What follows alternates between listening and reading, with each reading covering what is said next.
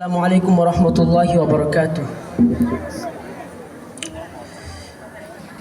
الحمد لله الذي وحده والصلاة والسلام على من لا نبي بعده. أما بعد فأعوذ بالله من الشيطان الرجيم. بسم الله الرحمن الرحيم. ألا إن أولياء الله لا خوف عليهم ولا هم يحزنون. صدق الله العظيم. ওরাই মোদের পূর্বসূরি, যাদের নিয়ে গর্ব করি। কোন মুখেতে করছো বড়াই, লও তো দেখি তাদের ঝুড়ি। মুরলপাড়া সুলাইমানিয়া মাদ্রাসা ছাত্রদের মেধা বিকাশ কেন্দ্র আর সুলাইমান ছাত্র কাফেলার কর্তৃক আয়োজিত আজকের এই বার্ষিক বর্ণাঢ্য প্রতিযোগিতার সম্মানিত সভাপতি, বিজ্ঞ বিচারক মণ্ডলী, আমার সামনে উপবিষ্ট বাংলার দূর দূরান্ত থেকে আগত ইলিম পিপাসক ছাত্র ভাইরা, সকলকে জানাচ্ছি আন্তরিক শুভেচ্ছা ও অভিনন্দন। আপনারা পূর্ব থেকে অবগত আছেন, আজকে আমাকে যে বিষয়টি নির্ধারিত করে দেওয়া হয়েছে তা হচ্ছে স্বাধীনতা আন্দোলনে উলামায়ে দেওবন্দের অবদান। আল্লাহ চাইতো আমি আমার নির্ধারিত সময়ের মধ্যে আমার বক্তব্য শেষ করব ইনশাআল্লাহ। প্রিয় উপস্থিতি, স্বাধীনতা আন্দোলন প্রতিটি জাতির গৌরব, ঐতিহ্য ও গর্বের নাম। প্রতিটি জাতির সমকালীন সচেতন ও কুতভয় বীরেরা স্বাধীনতা আন্দোলনে প্রত্যক্ষ ও পরোক্ষভাবে অংশ নিয়েছিল।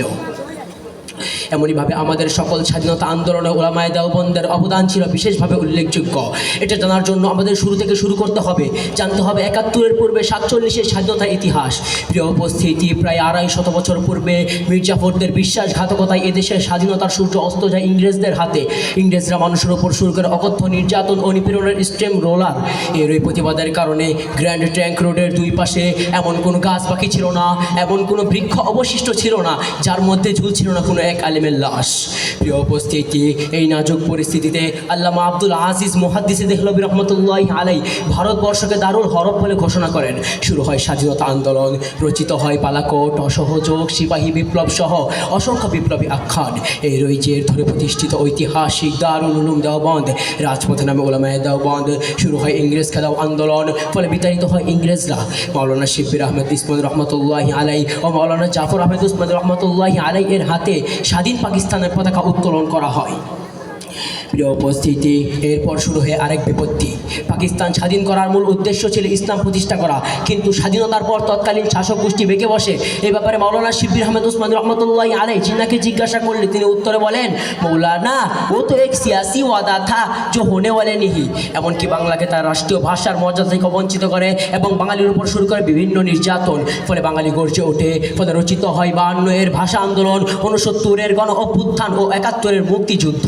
প্রিয় উপস্থিতি, এই সকল আন্দোলনের মূলেই ছিল যুক্ত ফ্রন্ট, আর যুক্ত ফ্রন্ট গঠন করেছিলেন উলামায়ে দেওবন্দ।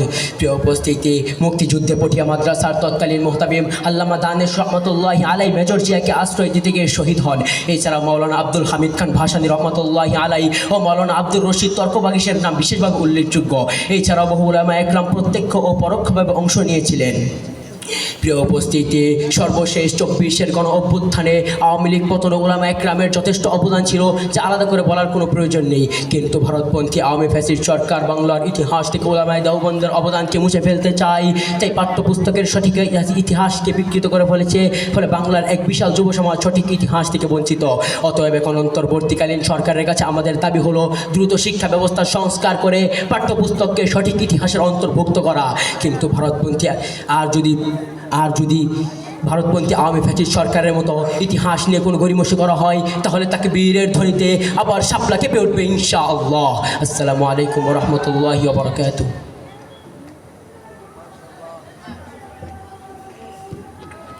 মাশাআল্লাহ, মারহাবা। মোহাম্মদ আলামিন।